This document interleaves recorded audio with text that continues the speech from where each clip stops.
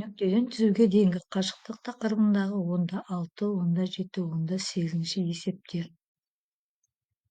6 есепте А, В, С, Д, А1, В1, С1, Д1 бірлік кубының А нүктесінен С, В1 түзүүнө дейинги кашыктыкты табыңдар деп берилген.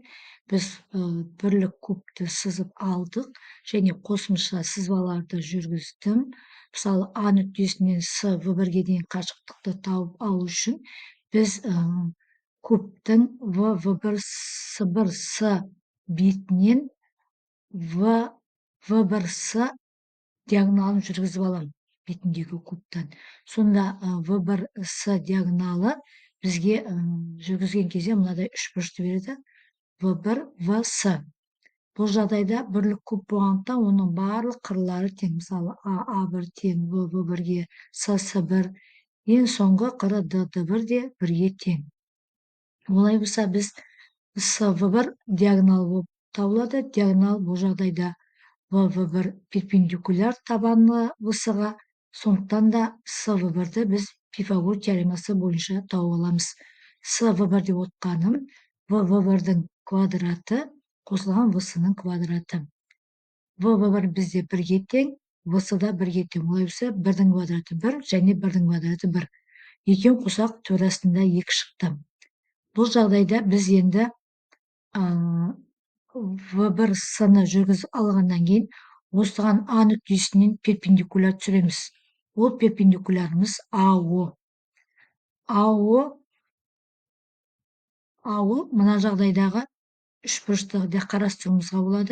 А нүктеси менен В1 және А нүктеси менен Сны косотун болсак, тагы да бизде үч бурч чыгат экен. Енді А, С деп атканыбыз ол табандагы квадраттын диагоналы болот. Ол бизде түп асты 2ге тең. Барлык диагоналдар бизде бирдей, өйткөнү кырлары бирдей болгондуктан. Енді осы жерде чыккан АОС үч бурчун караштырабыз. АОС үч бурчунда АО ол С В1ге дейинги кашыктык болуп табылат. Сонда АО тең Асынын квадраты минус СОнун квадраты. СО деп атканыбыз бизге түп асты 2 бөлүнгөн 2 болот. Өйткөнү С В1дин жартысы. Сонда жазабыз АО тең түп астында Асынын квадраты минус СОнун квадраты тең түп астында Ас деп атканыбыз түп асты 2-ни квадраттайбыз және СО деп атканыбыз түп асты 2 бөлүнгөн 2-ни квадраттайбыз. Сөгүздө квадраттаганда түп астында өрнөктүн өзү чыгат 2 минус алымда 2-нин квадраты 2 болот. Бөлүмдө 2-нин квадраты 4 болот. Түп асты 2ден 2 чыгат, бөлүмүндө 2-нин квадраты 4 болот.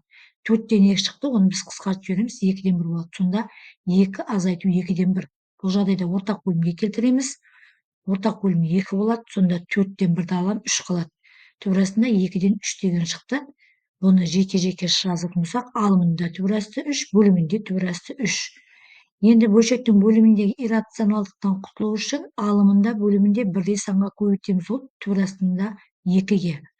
Сонда түп асты 2-ни түп асты 3кө көбөйтөтүн болсам, түп астында 6, түп астында 2-ни түп астында 2 көбөйтсөм, түп астында 4тен 2 чыгат. Олай болса, А нүктесинен С В1ге дейинги кашыктык түп асты 6 бөлүнгөн 2ге тең экен. Онда 7-нчи эсеп АВСД тетраэдрынын барлык кырлары 1ге тең. Онда 13-чү сүрөт. Онун Ада кырынын Е ортасынан Бс түзүүнө дейинги кашыктыкты табыңдар. Бизге тетраэдр берилген. Енді бирден кашыктыкты табуу үчүн биз косумча сызбаларды жүргүзөбүз. А төбесинен оған каршы жаткан кабыргасы Вс кабыргасына перпендикуляр түзөбүз. Сонда АО чыгат. АО перпендикуляр Всга. Ошол четте АОВ деген бизде 3 бурч чыкты.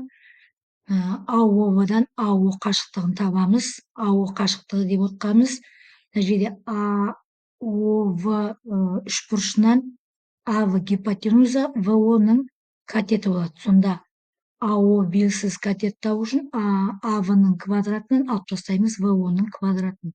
АВ деген бизге 1ге тең, ВО деп аткан ол Всынын жартысы болгондуктан 2ден 1 деп аламыз. Сонда 1дин квадраты минус 2ден 1дин квадраты.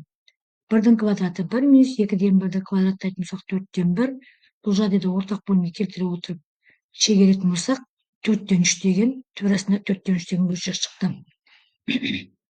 4-тен 3-тің алымын жеке туурасы 3-ке, бөлім туурасында жеке 4-ке шығаратын болсақ, 4-тен 2 шығады. Сонда бізде АО деп отқанымыз туурасы 3 бөлінген 2-ке тең болды. Енді біз Е нүктесінен АО О нүктесіне дейінгі Е нүктесінен В-сы түзуіне дейінгі қашықтықты табуымыз керек. Олай болса, Е нүктесінен В-сыға дейінгі түзуді жүргіземіз. Қызыл сызықпен көрсетіп қойдым мен. Сонда бізде мынадай үшбұрыш шығады екен. А, Е, О деген. АО жағын біз тауып алдық. Енді ЕО қашықтықты табамыз. ЕО қашықтығымыз АО-ның квадратынан алып тастаймыз АЕ-ның квадратын. Бұнда да АО деп отқан жағын бізде туурасында 4-тен 3 деген бөлшек тұғын, соны квадраттаймыз, минус АЕ деп отқанымыз бұл А-ды қыры 1-ге тең, АЕ оның ортасы болса жартысы болады, 2-ден 1-ге тең болады. 2-ден 1-дің квадраты. Сонда туурасындағы өрнекті квадраттасақ, түбірді квадраттасақ, туурасындағы өрнек шығады 4-тен 3, 2-ден 1-дің квадраты 4-тен 1 болады, 4-тен 3-тен 4-тен 1-ді алып тастасам, 4-тен 2 шығады, 4-тен 2-ні қысқартатын болсам 2-ке, 2-ден 1 болады. Туурасында 2-ден 1-ден алымын жеке түбірге шығарып, бөлімін жеке түбірге шығаратын болсақ, туурасында 1-ден 1 шығады да, туурасында 2 қалады. Енді бөлшектің бөліміндегі иррационалдықтан құтылу үшін алымында бөлімде туурасында 2-ке көбейтеміз. Сонда алымында туурасында 2, бөлімінде туурасында 4-тен 2 шығады.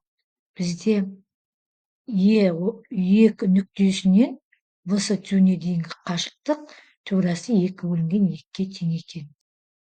Онда 8-ші есеп АВС, А1, В1, С1 дұрыс үшбұрышты призманың барлық қырлары 1-ге тең.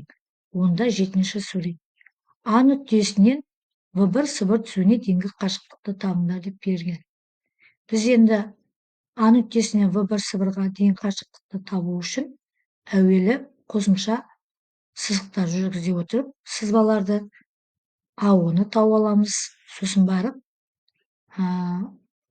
А нүктесінен В1, С1-ге дейінгі қашықтықты табамыз. Ол үшін АО, мен бұл сызбаларды қызыл сызықпен көрсетіп қойдым түсінікті болу үшін. АО перпендикуляр В-сы табанына. Бұл жерде барлық қырлар бірдей. Сонда бізде үшбұрыш АО шығады. АО-ны табатын болсақ, қаншаға тең екен? Ол АВ квадраттан алып тастаймыз ВО-ның квадратын. АВ бізде 1-ге тең, 1-дің квадрат минус ВО деп отқанымыз 1-дің жартысы 2-ден 1-ге тең. Сонда 1 минус 4-тен 1, 4-тен 3, туурасында 4-тен 3 шықты.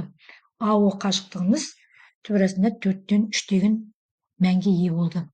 Енді біз осы А нүктесінен В1, С1-ге дейінгі қашықтықты АК деп белгіледік түзуін жүргізіп, және К нүктесінен О нүктесінен дейінгі қашықтықты қосатын болсақ, ол бізге В1 мен тең болды. Сонда В1, бұл жерде барлық қырлар тең ғой, В1 тең КО-ға.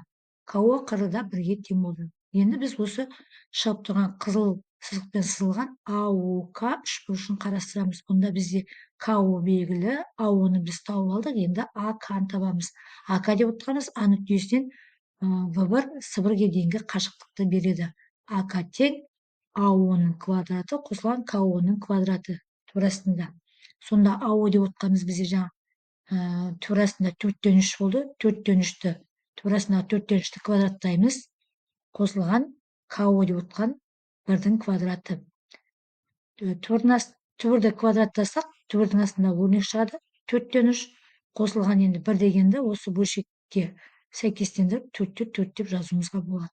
Сонда бөлімдер 1-де 4, алымдарын қосатын болсақ 7 қалады.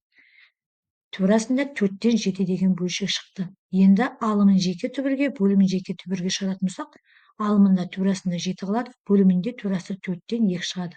Олай болса, А нүктесінен В1, С1 түзуіне дейінгі қашықтығымыз туурасында 7 бөлінген 2 деген санға тең екен.